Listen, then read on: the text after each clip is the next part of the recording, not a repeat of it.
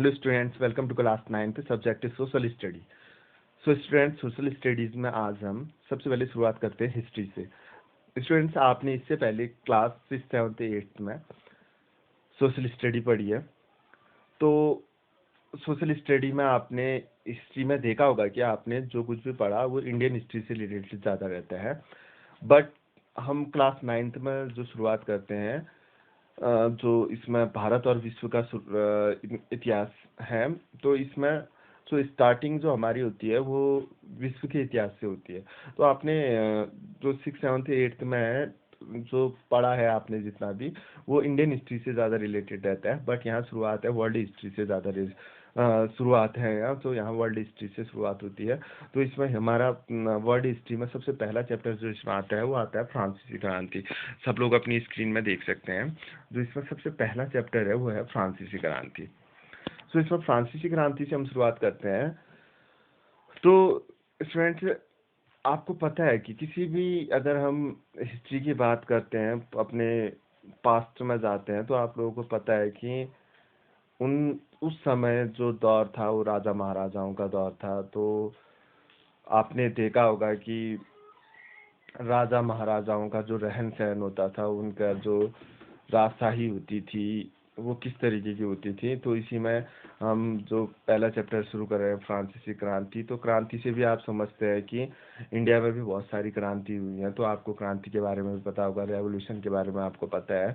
तो किस तरीके से क्रांति होती थी और उनका कारण क्या रहता था, मुख्यतः क्रांति क्यों होती थी। ठीक है, तो आप ये मान के चलिए, अभी मैं फ्रांसीसी क्रांति आपको बता रहा हूँ, तो आप स्टार्टिंग में ये मान के रहिए, एक देश है जहाँ का राजा है जो अपनी जनता को बहुत परेशान करता है, जो अपनी जनता को बहुत परेशान करता है, जिससे उसकी जनता बहुत परेशान है। उसके चाहे निर्णय उसे कहें, चाहे उसके जो भी फैसले होते हैं, जो भी कानून होते हैं, नियम होते हैं, वो बहुत जनता के लिए उतने फायदेमंद नहीं होते हैं।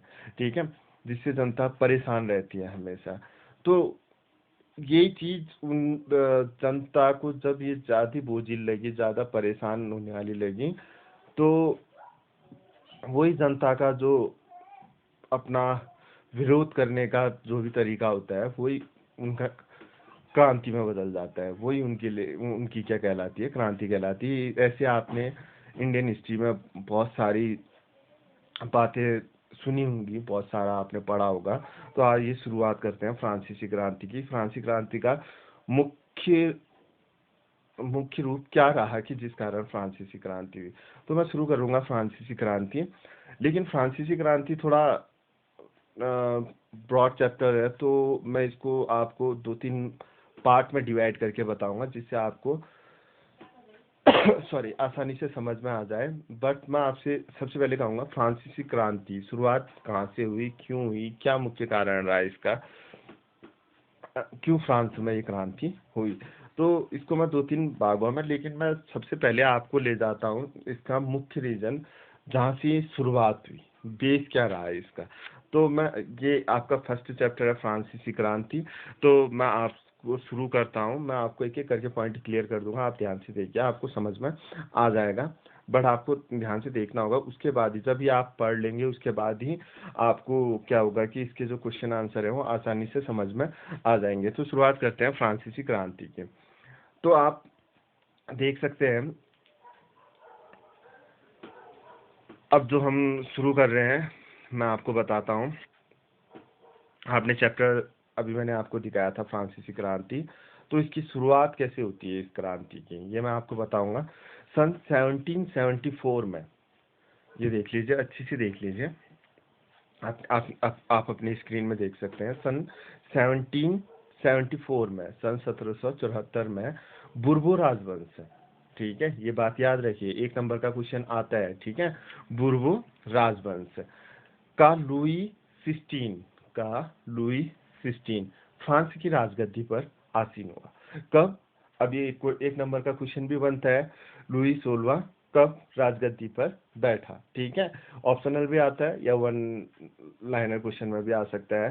ठीक है, तो 1774 में बुर्बो राजवंश का लुई 16 फ्रांस की राजगद्दी पर बैठा था। आ गया समझ में? तो क्वेश्चन सिंपली ये आता है कि लुई 16 कब राजगद्दी पे बैठा था, तो 1774 हो गया। ठीक है, इस तरीके से आप, तभी मैं कह रहा हूँ जो भी मैं अभी बता रहा हूँ इसे ध्यान से सुनिए आप लोग। ठीक है, तो आपको मैं बता दूं, सन 1774 में बुर्बो राजवंश का लुई 16 फ्रांस की राजगद्दी पर आसीन हुआ। इससे पहले भी फ्रांस में शासक थे। इससे पहले लुई 15 था। ठीक है, लुई 15 था, लेकिन उसने 1715 से कब तक, 1774 तक राज किया था। 1715 से 1774 तक। ठीक है, ये कौन था, लुई 15। बट ये एक अयोग्य शासक था। ये एक अयोग्य शासक था। तो ये उस टाइम जब इसने राजगद्दी पर किया, तो इसके बाद 1774 में ये अयोग्य शासक था, तो इसकी जगह लुई 16 आया। ठीक है, लुई 16 आया। अब देखते हैं आगे। और इससे पहले की अगर मैं बात करूं, इससे पहले की अगर मैं बात करता हूं आपसे, तो इससे पहले लुई 15 से पहले था लुई 14। लुई 14 था 1643 से। ये बुक में नहीं है, मैं आपको बता दे रहा हूँ। 1643 से 1715 तक लुई 14 ने राज किया। ये योगी शासक था, बट इसका भी वही तानाशाह वाला रवैया था। इसका भी था कि जो मैं बोलता हूँ वही होगा। ठीक है, तो ये भी, इसका शासन भी 1643 से 1715 तक था। तो इसके बाद आपका, फिर मैंने बताया था ये दो शासक हो गए। इसके बाद लास्ट में 1774 के बाद बुर्बो राजवंश का लुई 16 फ्रांस की राजगद्दी पे बैठा था। अब देखिए, उस समय उसकी उम्र केवल 20 साल की थी, और उसका विवाह ऑस्ट्रिया की राजकुमारी मेरी एंटोनेट से हुआ था। ठीक है, कहाँ की राजकुमारी से हुआ था, ऑस्ट्रिया की राजकुमारी। राज्यारोहण के समय उन्होंने राजकोष खाली पाया, लेकिन जब वो राजगद्दी पे बैठा तो राजकोष क्या था, खाली। अब आप राजा की बात जब करते हैं, आपके मन में यही रहता है कि बहुत बड़ी सेना होगी, बहुत बड़ा उसके पास धन होगा, उसके पास पैसा होगा, उसके पास क्या कहते हैं, नौकर चाकर होंगे। बस जिस टाइम ये राजगद्दी पे बैठा था, राज्यारोहण के समय राजकोष क्या था, इसका खाली था। क्या था, खाली। खजाना इसका जो भी था, खाली था। लंबे समय तक चले युद्धों के कारण फ्रांस के वित्तीय संसाधन नष्ट हो चुके थे। अब इसका रीजन क्या था, जो लंबे समय तक युद्ध चले थे उसके कारण इसके संसाधन भी सारे क्या हो चुके थे, नष्ट हो चुके थे। ठीक है, और दूसरी क्या वजह थी, वर्साई के विशाल महल, जो इसका वो महल था राज दरबार की शान शौकत बनाए रखने की, फिजूल खर्ची फिजूल खर्ची का बोझ अलग से था। ठीक है, एक तो इसे शासन खाली, खजाना जो इसका राजकोष था वो खाली था, और उसके बाद क्या था, लंबे समय से युद्ध चलने के कारण इसके संसाधन नष्ट हो चुके थे। दूसरा जो इसका महल था, विशाल महल था, उसकी अब महल है तो राजा का महल है, तो उसमें शान शौकत उसे बनाए रखने के लिए, ठीक है, तो उसमें भी इसका बहुत ज्यादा क्या होती थी, फिजूल खर्ची होती थी। लुई 16 के शासनकाल में फ्रांस ने अमेरिका के 13 उपनिवेशों को साझा शत्रु ब्रिटेन से आजाद कराने में सहायता दी थी। ये देखिए, ठीक है, सहायता दी थी, मेन पॉइंट है, याद रखना। ठीक है, इस युद्ध के चलते फ्रांस पर 10 अरब लिब्रे, ये बात याद रखना, से अधिक का कर्ज और जुड़ गया। ठीक है, अब देखिए, लिब्रे क्या है, वहां का करेंसी। क्या है, करेंसी। जैसे हमारी करेंसी क्या है, रुपए। ठीक है, तो उसका कर्ज उतना और जुड़ गया। पहले कितना था इसका कर्ज 2 अरब लिब्रे। पहले कितना था इसका कर्ज, 2 अरब लिब्रे। अब पहले से ही इसके पास 2 अरब लिब्रे का क्या था, कर्ज था, उसमें 10 अरब और क्या हो गया, जुड़ गया। अब लगाइए इसकी अर्थव्यवस्था का उस टाइम सॉरी क्या हाल रहा होगा। ठीक है, सरकार से कर्जदाता अब 10% ब्याज की मांग करने लगे थे। अब देखिए आला, सरकार से कर्जदाता अब 10% ब्याज की मांग करने लगे थे। ठीक है, जिन जिन से इनका कर्ज लिया था, वहां से अब क्या हुआ था, जो इसकी सरकार थी उससे वो लोग 10% क्या करने लगे थे, एक्स्ट्रा क्या मांगने लगे थे, इससे ब्याज मांगने लगे थे, इंटरेस्ट मांगने लगे थे। अब वो सब इंटरेस्ट है, ये मैं बात आपको समझाना चाह रहा हूँ, वो सब इंटरेस्ट कहाँ से आएगा, इसका जनता से आएगा। ये किसको परेशान करे, उसको उस कर्ज को दूर करने के लिए ये किस पे प्रेशर डालेगा, जनता पे। जनता पे ये क्या बढ़ाएगा, टैक्स। क्या बढ़ाएगा, टैक्स। तो इस वजह से ये क्रांति, अब मैं क्रांति के बारे में मैंने कहा था आपसे, शुरू से आप पढ़ेंगे तो आपको समझ में आएगा, मैं पार्टीशन में बताऊंगा तो अब आपको समझ में आ रहा होगा। तो वो लोड इसने किस पे डाला, जनता पे। जनता से इसने ज्यादा कर वसूला होगा, क्या करा होगा, ज्यादा कर वसूला। तो ज्यादा कर वसूला, अपने कर्ज को उतारने के लिए ज्यादा कर्ज वसूला, तो वो भी एक क्रांति का मुख्य कारण बना। ठीक है, आगे समझ में। अब उसके बाद क्या हुआ कि सरकार से कर्जदाता अब 10% ब्याज की मांग करने लगे थे। फलस्वरूप फ्रांसीसी सरकार अपने बजट का बहुत बड़ा हिस्सा दिनों दिन बढ़ते जा रहे कर्ज को चुकाने पर मजबूर थी।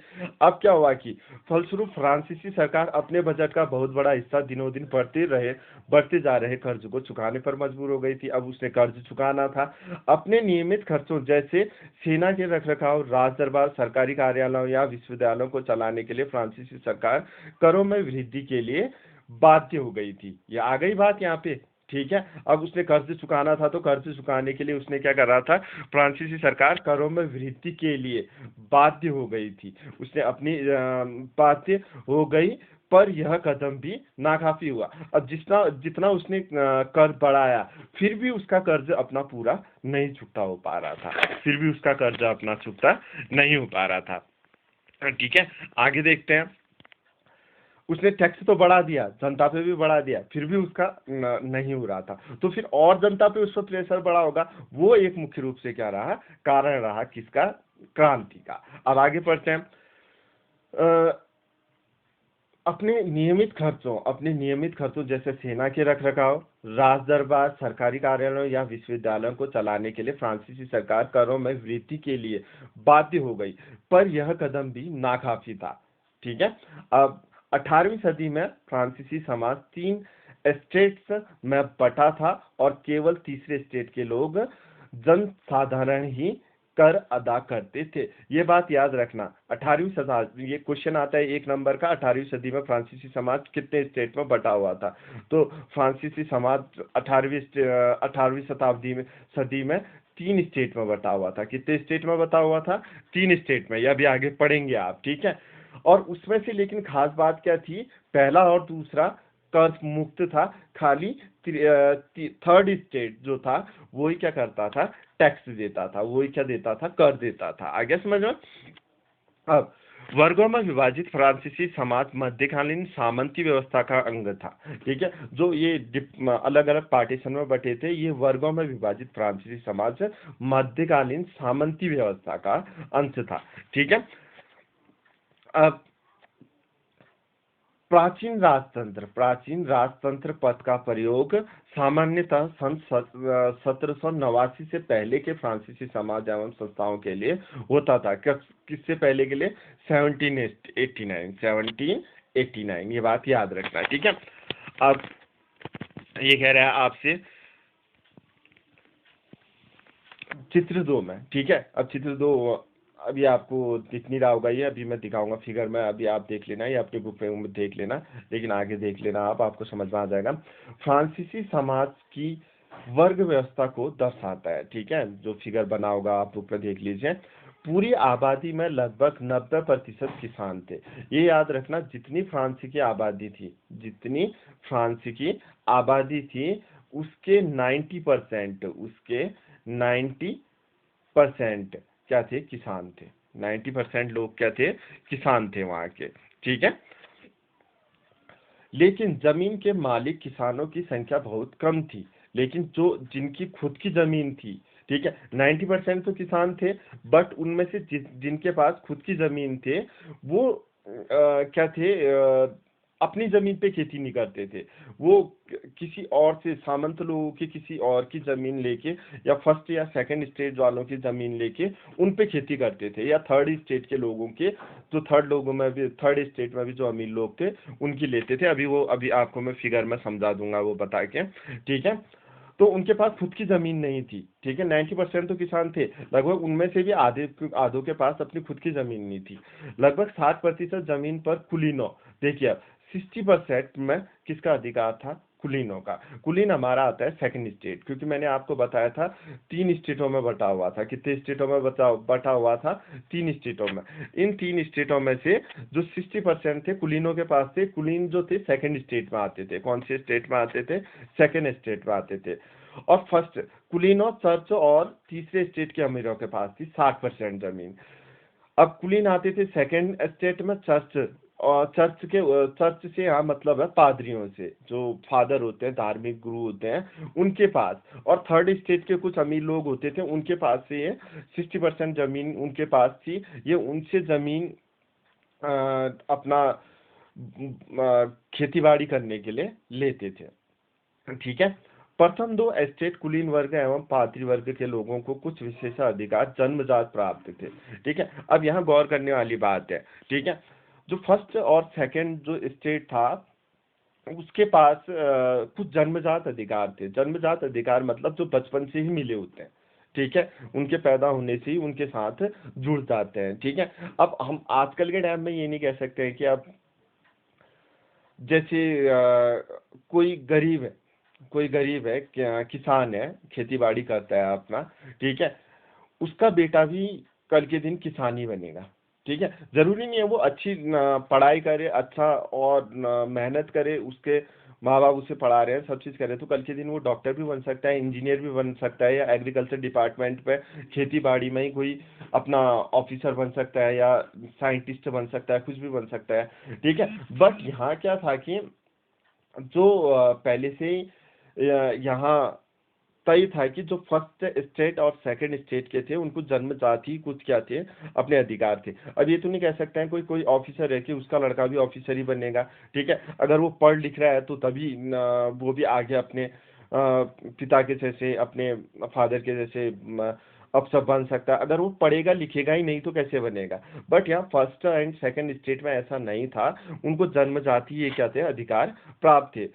अब आगे बढ़ते हैं। इनमें से सबसे महत्वपूर्ण विशेष अधिकार था राज्य को दिए जाने वाले करों में छूट। अब ये देखिए, ये इंपॉर्टेंट मैं कह रहा हूँ। अब जैसे उन्हें जन्मजात ही अधिकार प्राप्त थे, तो जो फर्स्ट एंड सेकंड स्टेट के लोग थे उनको जन्मजात ये अधिकार प्राप्त था कि वो कर कभी नहीं देंगे। जो थर्ड स्टेट का व्यक्ति है वो ही कर देगा, फर्स्ट एंड सेकंड स्टेट का कभी कर नहीं देगा, कर में उन्हें छूट थी। अब है नेक्स्ट, कुलीन वर्ग को कुछ अन्य सामंती विशेष अधिकार भी हासिल थे। वो किसानों से सामंती कर वसूल करता था, ठीक है। अब जैसे कुलीन वर्ग को कुछ अन्य सामंती विशेष अधिकार भी हासिल थे। कुलीन वर्ग मैंने कहा आपसे सेकंड स्टेट में आता है, अभी अभी मैं आगे बताऊंगा आपको। उसको कुछ सामंती विशेष अधिकार भी हासिल थे, जैसे वो किसानों से सामंती कर वसूल कर सकता था, वो अपना सामंती कर उनसे वसूल कर सकता था। और किसान अपने स्वामी की सेवा, स्वामी के घर एवं खेतों में काम करना, सैन्य सेवाएं देना अथवा सड़कों के निर्माण में क्या करते थे, सहायता करते थे। अगर उनसे सेकंड स्टेट के लोग, जैसे कुलीन लोग, उनसे कहते हैं कि हमें, तुम हमारी जमीन में खेती बाड़ी करो और इतना कर दो, ठीक है, तो वो उन्हें देना पड़ेगा। वो कहते हैं कि मेरे घर में काम करो, तो उन्हें काम करना पड़ेगा। उन्हें कहना, उन्होंने कहा कि ये रोड बन रही है, यहाँ काम करना है, तो उन्हें करना पड़ेगा। जैसे अब मैं, ये चीज था। अब आते हैं, ये मुख्य रूप से जो थर्ड स्टेज के लोग थे, जो थर्ड स्टेज के लोग थे, इन्हीं को जब ऐसे इनके लिए समस्या आती थी, यही समस्या, इसी समस्या के कारण क्या हुआ कि क्रांति, हम फ्रांसीसी क्रांति का उदय मानते हैं, ठीक है। अब इसको हम समझते हैं इस तरीके से, जो first second and third stage था, ठीक है। अब देखिए,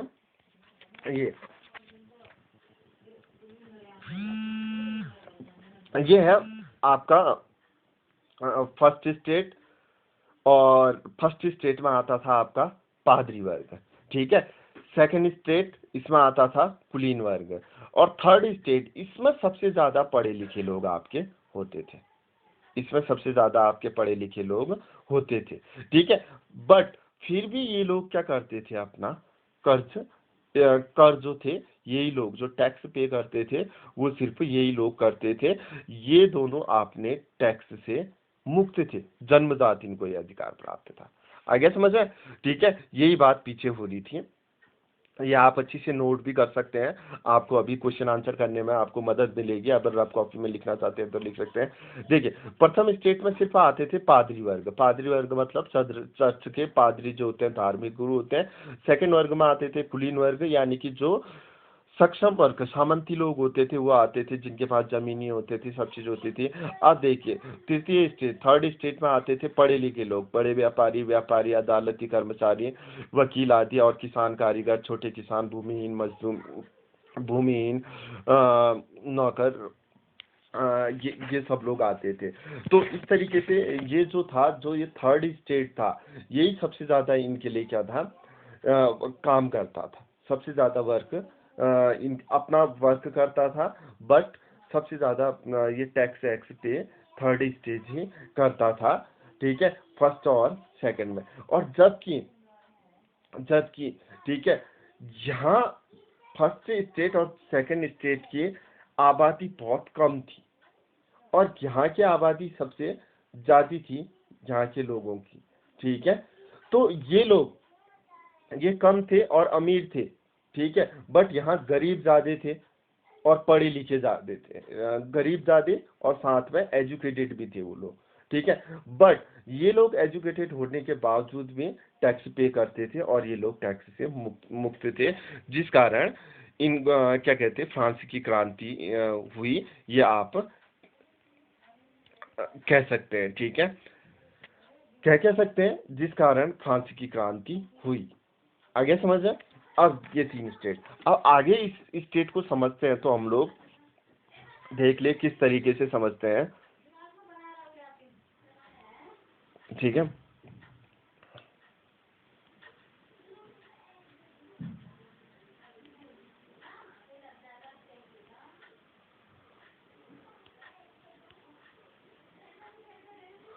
यहाँ समझिए, अब इनके जीने के संघर्ष,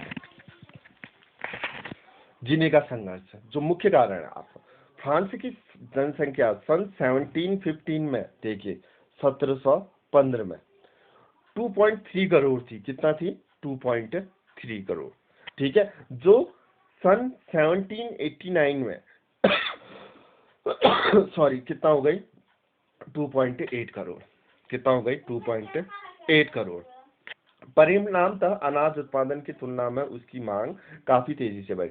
अभी लगाओ, जनसंख्या जितना आगे बढ़ेगी तो उतना ही क्या होगी, भोजन की मांग क्या होगी, बढ़ेगी। भोजन की मांग बढ़ेगी, तो अब लोग ज्यादा हैं, लेकिन क्या है कि सारा वो अपना टैक्स किसे देते हैं, फर्स्ट और सेकंड स्टेट को, और राजा के लिए अपना वो क्या करते हैं, राजा को भी टैक्स देते हैं और उनको भी देना पड़ता है। तो जिस वजह से क्या हुआ, उनके पास कुछ नहीं बचा, जो फ्रांस की क्रांति का एक मुख्य कारण यहाँ से भी आपको अब समझ में आसानी से आ गया होगा। अधिकांश लोग के मुख्य खाद्य पाव रोटी की कीमत में तेजी से वृद्धि होने लगी। अब लगा, जब उनका डेली का भोजन है उसी में क्या होने लगी, वृद्धि होने लगी।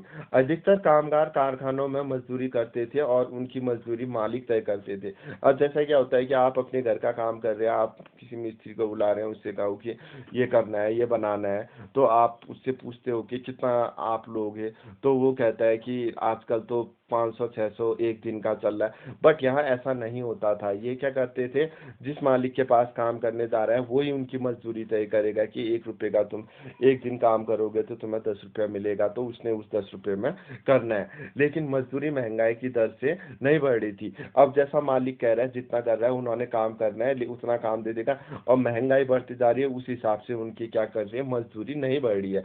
फलस्वरूप अमीर गरीब की खाई चौड़ी होती जा रही है।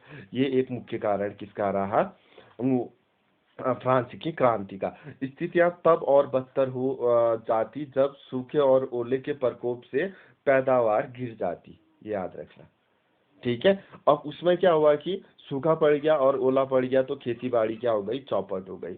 इससे रोजी रोटी का संकट पैदा हो जाता है। ऐसी जीव का संकट प्राचीन राजतंत्र के दौरान फ्रांस में काफी आम थे। ठीक है। जीव का संकट ऐसी चरम स्थिति जब जीवित रहने के लिए न्यूनतम साधन भी खतरे में पड़ने लगते हैं। ठीक है। जैसे उनके लिए खाने की कमी, जैसे अब पाव रोटी पे ही उन्होंने क्या कर दिया था, उनका जो ब्रेड था उसी में उन्होंने टैक्स लगा दिया था।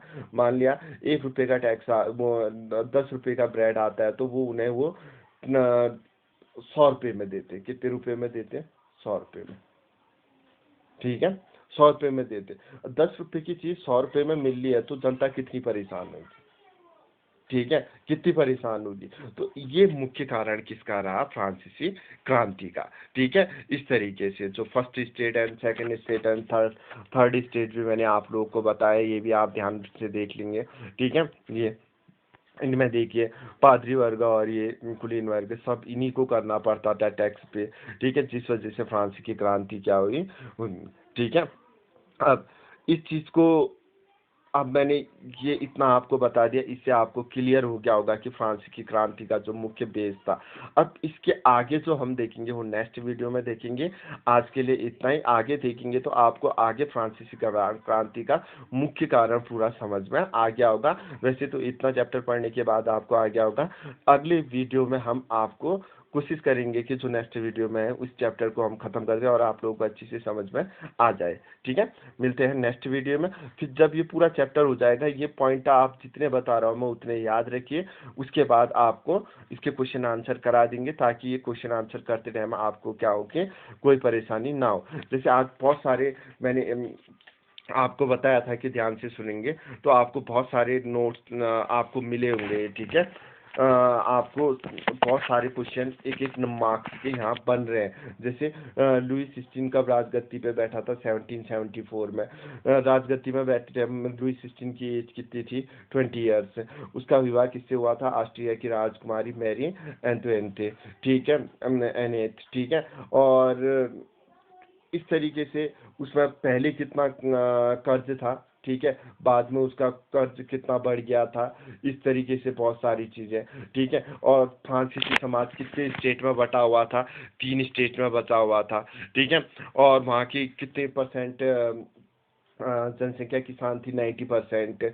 और सबसे ज्यादा टैक्स कौन पेड करता था, थर्ड स्टेट। ठीक है। इस तरीके से, और यही मुख्य कारण भी रहे थे उसके, यही मुख्य कारण भी रहे थे उसके फ्रांसीसी क्रांति के। किसके, फ्रांसीसी क्रांति के। अब चैप्टर को पूरा करने के लिए हम नेक्स्ट वीडियो में मिलते हैं। Okay, thank you. इसे ध्यान से आप पढ़ लीजिए। Okay, thank you.